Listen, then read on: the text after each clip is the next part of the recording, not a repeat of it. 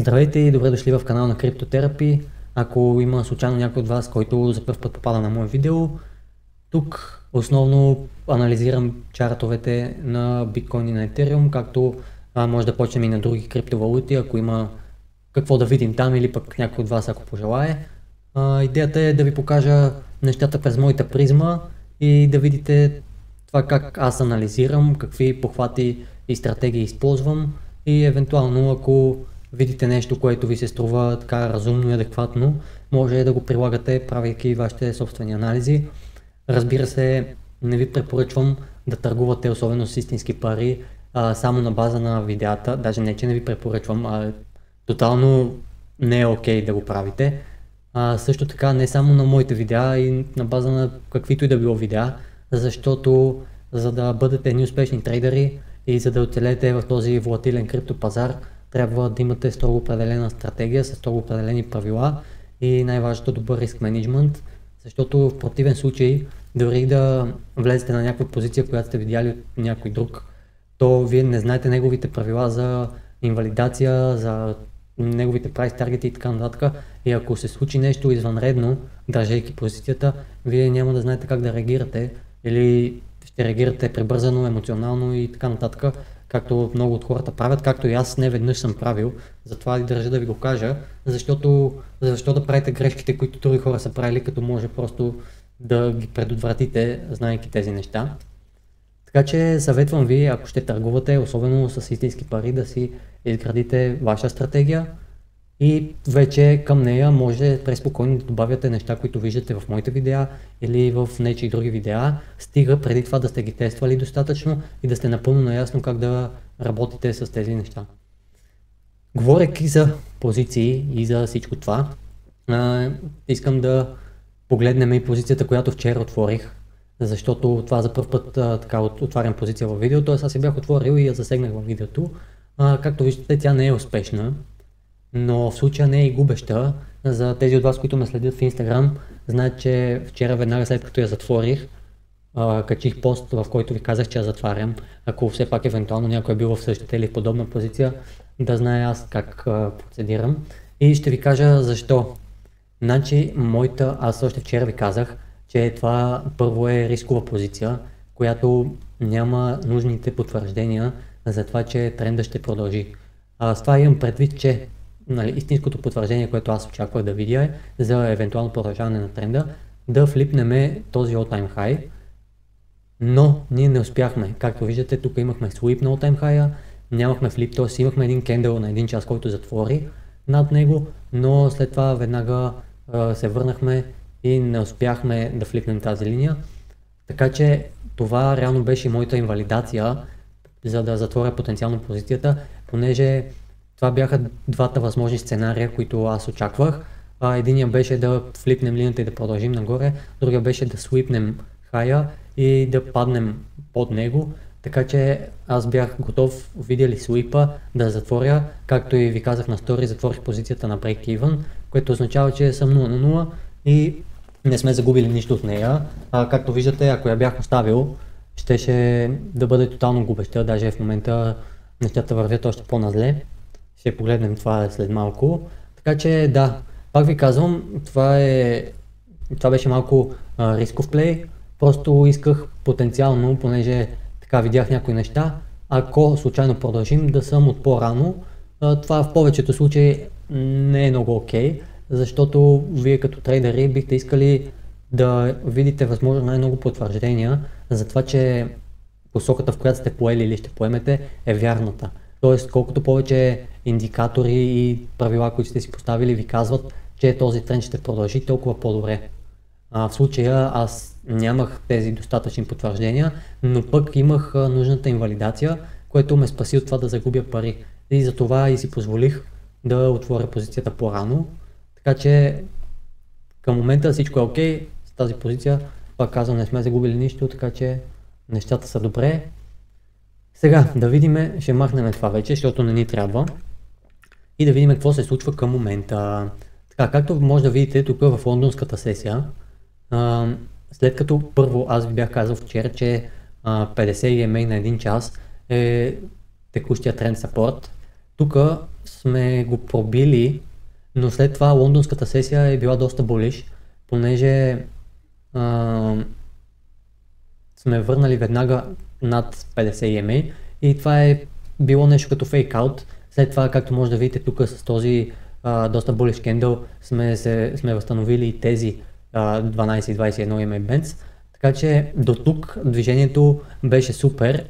Аз го гледах и това, което забелязах е, че както може да видите, ето тук на това движение в петък, лондонската сесия по същия начин след ретрейсмент, след този бубък, е била булиш, защото идеята е била да бъдат по-рано в предстоящото рали на Нью-Йоркската сесия и може би тук идеята е била абсолютно същата.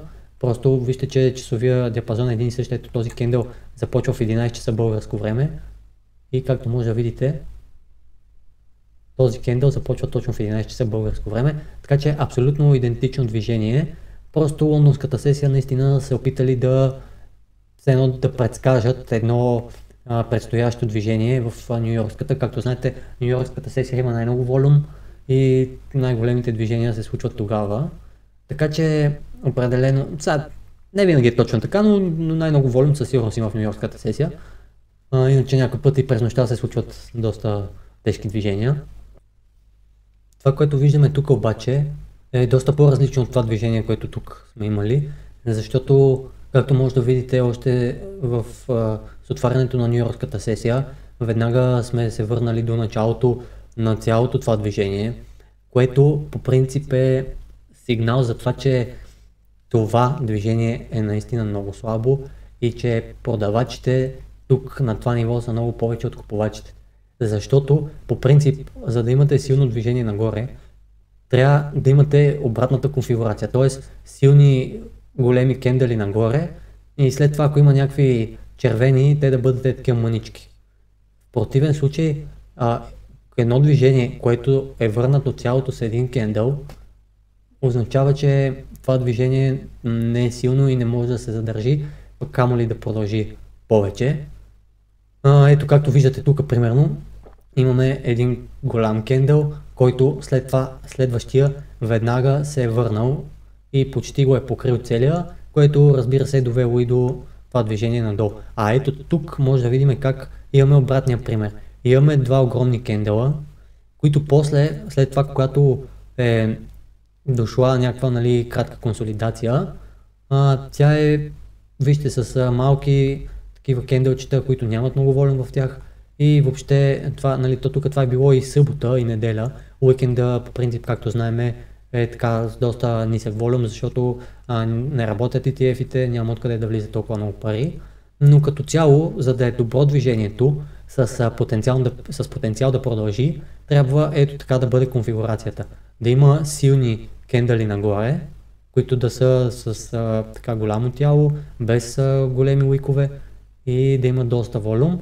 И когато има някакъв ретрейсмент, някакво връщане назад, то да бъде така с мънички кендали и с по-бавно темпо, а не веднага да бъде възстановено цялото движение, както ето тук се е случило, защото това със сигурност е сигнал за слабост на движението и за потенциално обръщане. Другото, което можем да забележим е, аз ви казах, че по принцип тук в този тренд 50 EMA на 1 час беше сапорта, който доведе няколко пъти до нов връх. Ето тук, както може да видим, почваме от тук. Тук сме отскочили от 50-ката и имаме цялото това движение нагоре.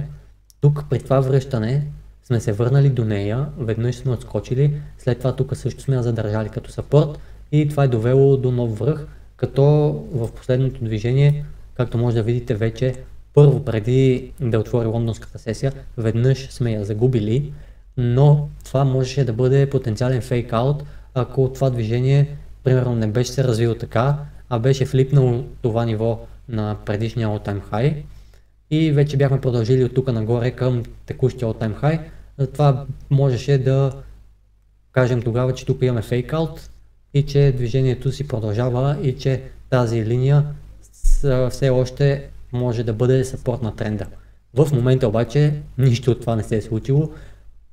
вече я загубихме тотално. Аз бях маркирал тази линия, защото преди да почна да записвам, този кендъл го нямаше и тази линия беше най-ниската за деня и най-вече тя означаваше, че ако потенциално затвориме под нея, както сме на път да направиме, това ще бъде lower low. Както знаете, структурата на един downtrend, т.е. на едно движение надолу, е то да прави lower lows и lower highs. Т.е. всеки следващ връх да е по-нисък от предишния и всяка следваща низина, или как се казва, всяка следваща най-ниска точка да бъде по-ниско от предишната. Тоест, ето тук имаме връх, който направихме преди малко с началото на нюйоркската сесия. Имаме връх, който е по-нисък от този връх. Също така сега, ако затвориме тук, както сме на път да направим, ще имаме ниска точка, т.е. low, който да е по-нисък от този low, от предишната най-ниска точка на движението. Така че това си е една типична структура за даунтренд. Освен това, тези EMA bands вече са червени, което е още едно потвърждение за това, че предстои даунтренд.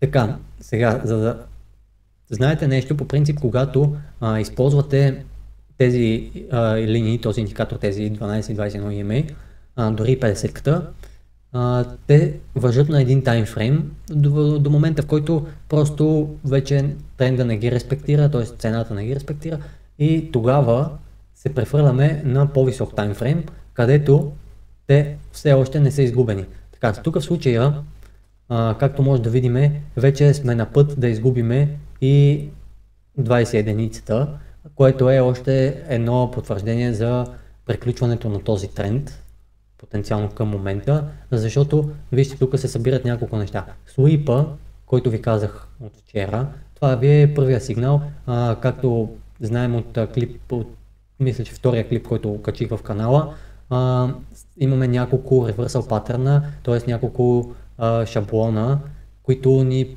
подсказват, че тренда приключва и следва обръщане на тренда и започване на нов такъв в обратната посока. И sweep патърна е един от тях, който представлява, че сме минали над предишния връх, но не сме успяли да затворим, просто сме събрали ликвидността, която се намира там и веднага след това сме продължили в обратната посока. Вчера видяхме този sweep, който реално беше причината аз да затворя позицията, пак казвам.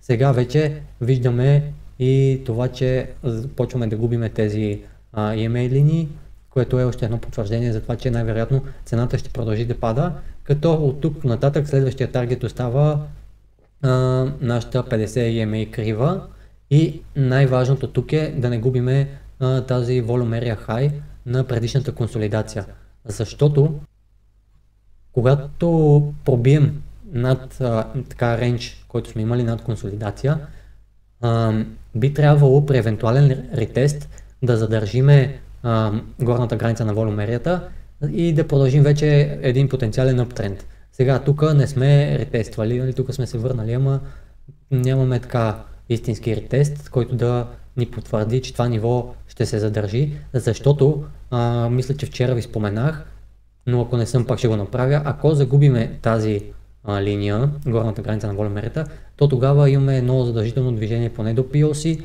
и ако не е до PLC, то дори до най-ниската граница на волюмерията. Защото моята стратегия за тези от вас, които не знаят, за търгуване на такива условия на mean reversion, т.е. когато имаме някакъв рейндж, някаква консолидация, идеята е, че когато видиме някакъв такъв reversal pattern, като тук това е bearish engulfing candle, вече съм говорил много пъти за него, няма пак да ви надум главата. Ето тук, както може да видите, към момента се образува абсолютно същия.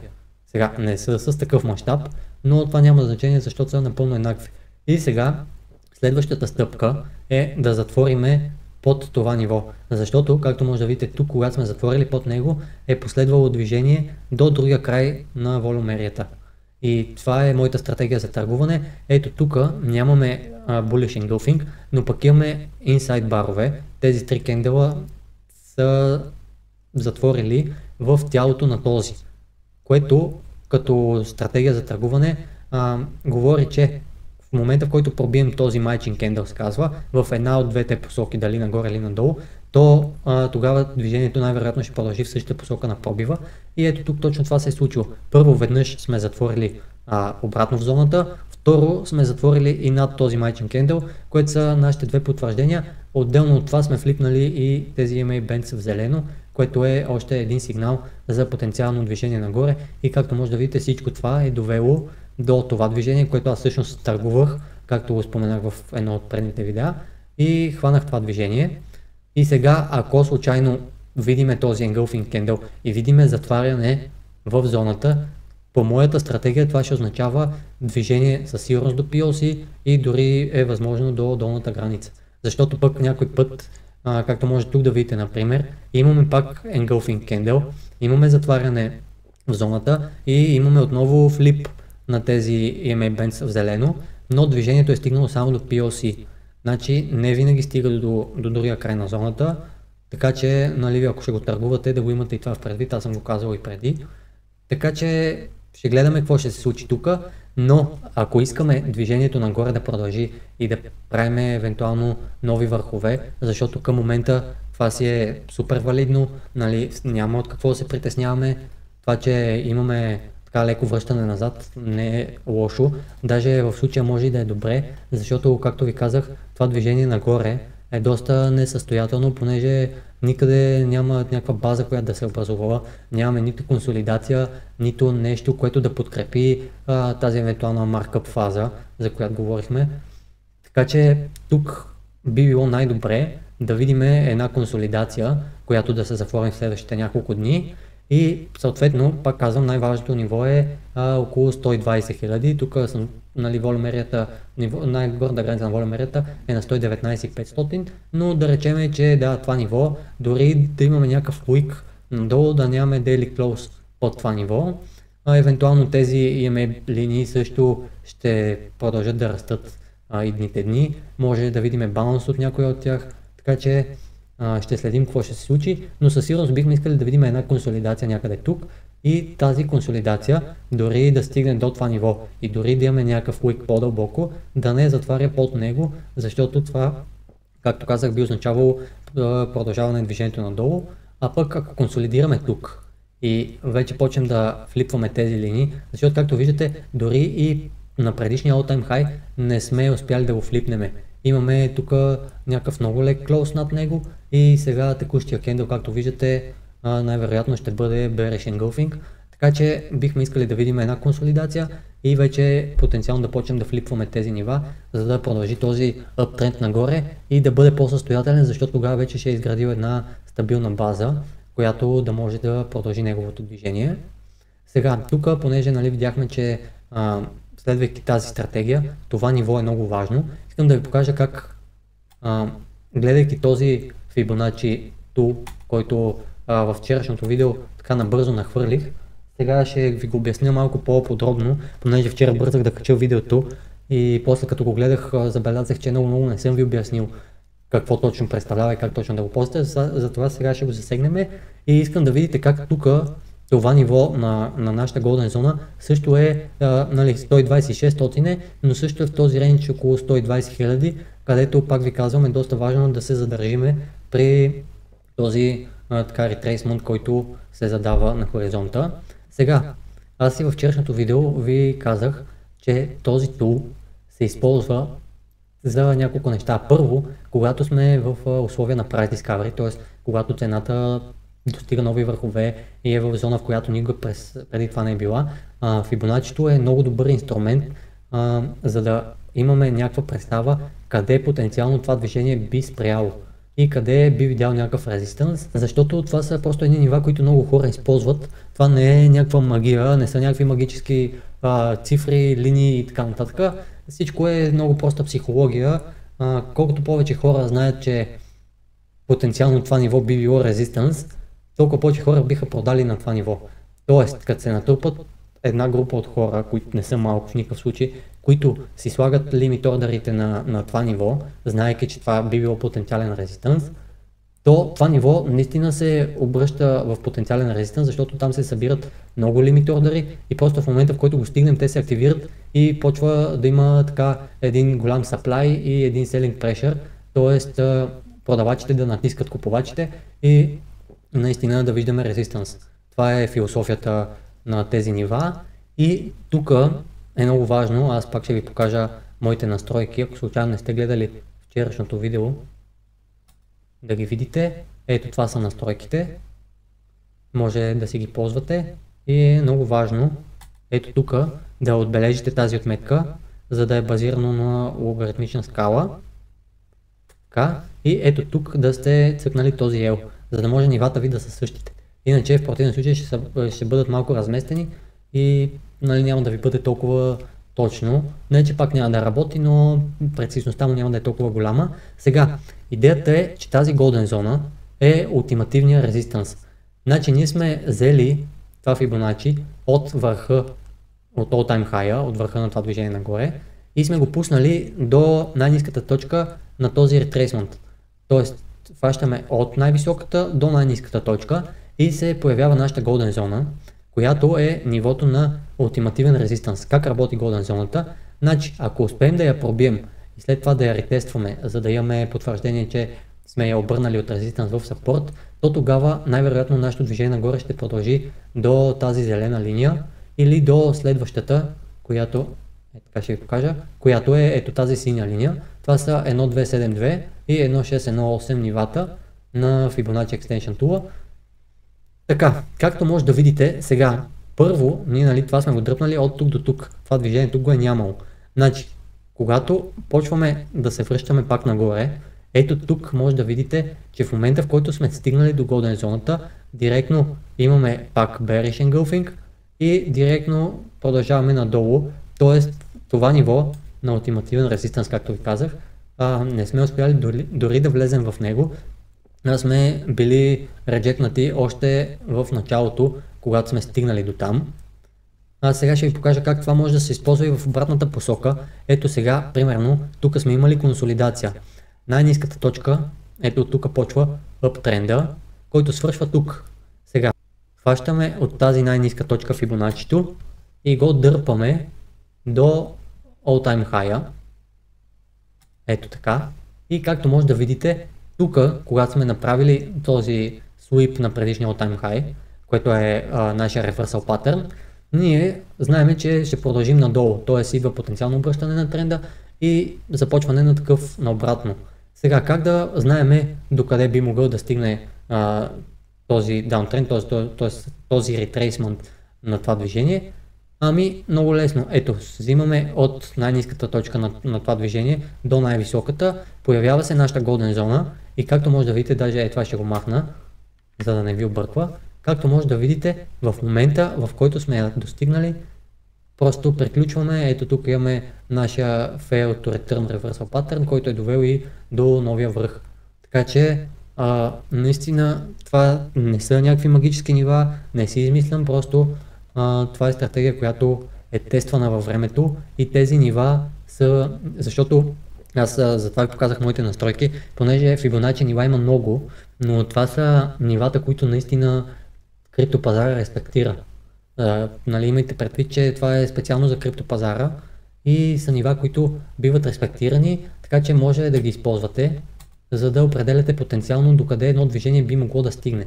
И сега, в случая, виждате, че при втория опит, тук вече сме с зверска сила пробили през тази зона, тя не е представлява абсолютно никакъв резистанс за нас и сме стигнали до предишния all time high, където сега виждаме отново резистанс, виждаме този sweep и заформянето на този triple top pattern.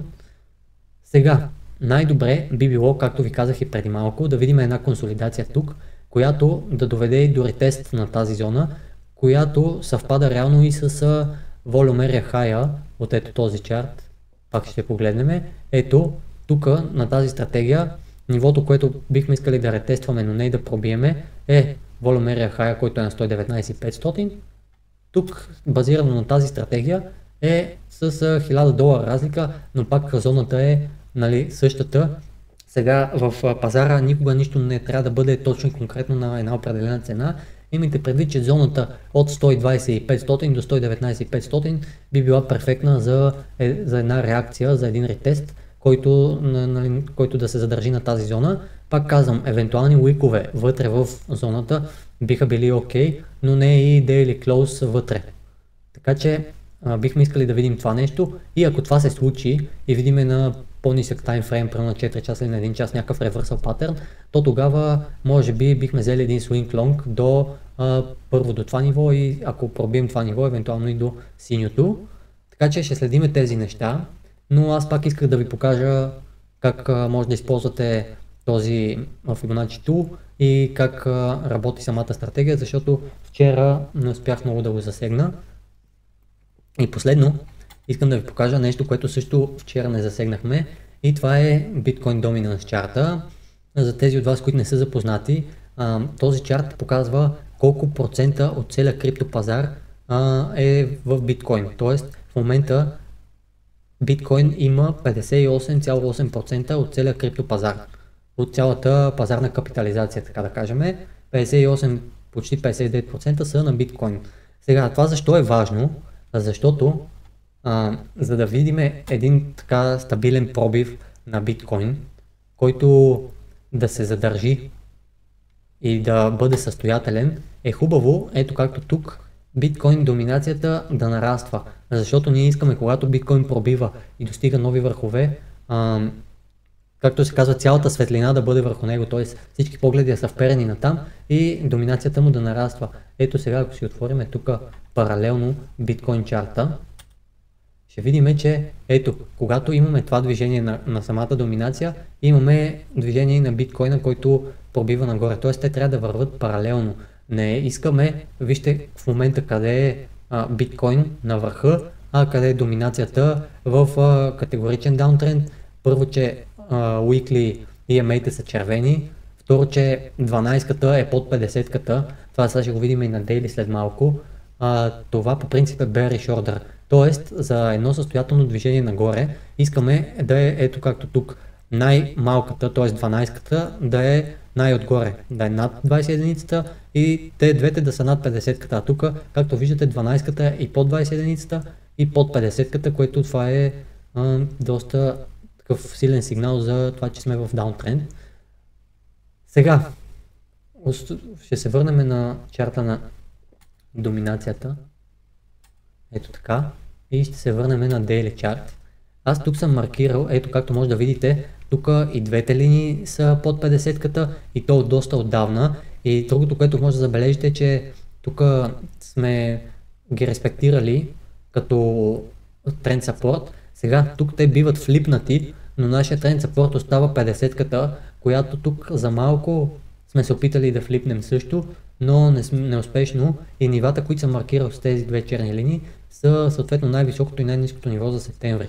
Това, което искаме потенциално да видим е да флипнем това ниво, т.е. най-високото ниво за предния месец, да го флипнем, да затворим над него, да го обърнем потенциално в саппорт и доминацията да продължи да расте заедно с цената на биткоин.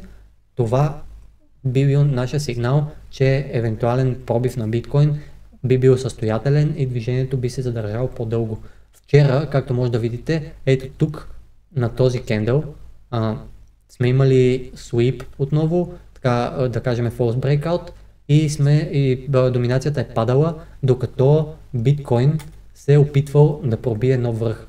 И именно за това не е успял, защото, както казах вече, искаме, когато биткоин пробива, доминацията също да пробива и да расте. В случая това не се е случило.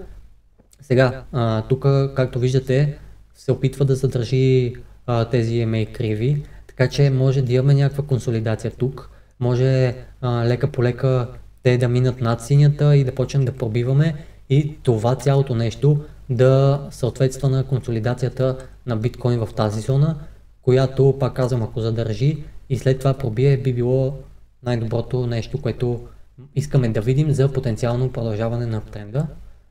И мисля, че като цяло това са най-важните неща. Пак отидохме на половин час. Надявам се да не ви отекчавам с тия видеа, просто наистина трейдинга изисква време и нещата, които ползвате, изграждайки вашата стратегия, всичките тези тулове и така нататък, трябва да бъдат максимално добре разбрани и да знаете във всяка една ситуация как да боравите с тях, защото това е много важно да го знаете.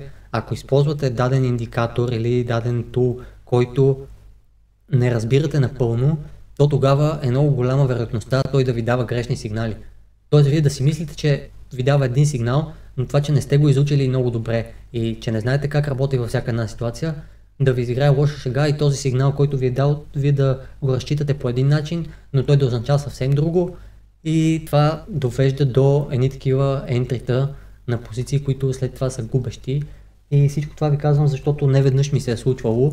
Пак казвам, не е нужно да повтаряте грешки, които много други трейдери са правили. Така че по-добре преди да използвате каквото и да било във вашата стратегия, да сте го тествали много пъти в различни ситуации, за да знаете как работи. И затова отделям толкова време да ви показвам нещата, по някакъв път се повтарям, потретвам, знам, че на хората, които са по-наясно, може да им дотяга, но пък за тези от вас, които за първ път виждат тези неща и те първа ще се запознават с тях, бих искал да обясня максимално, което ме навежда на мисълта, че ако случайно нещо не сте разбрали или имате някакви въпроси, ще се радвам да ме ги зададете както в коментарите, така и на лично съобщение в Instagram. И аз с удоволствие ще го засегна в някои от следващите видеа или пък ще ви отговоря на въпроса.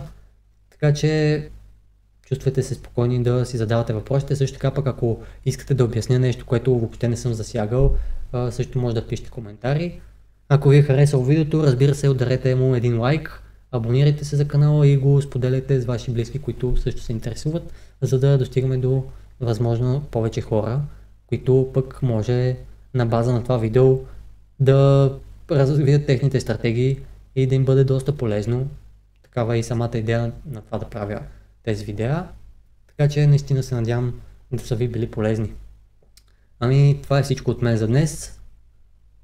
Чао и до следващото видео.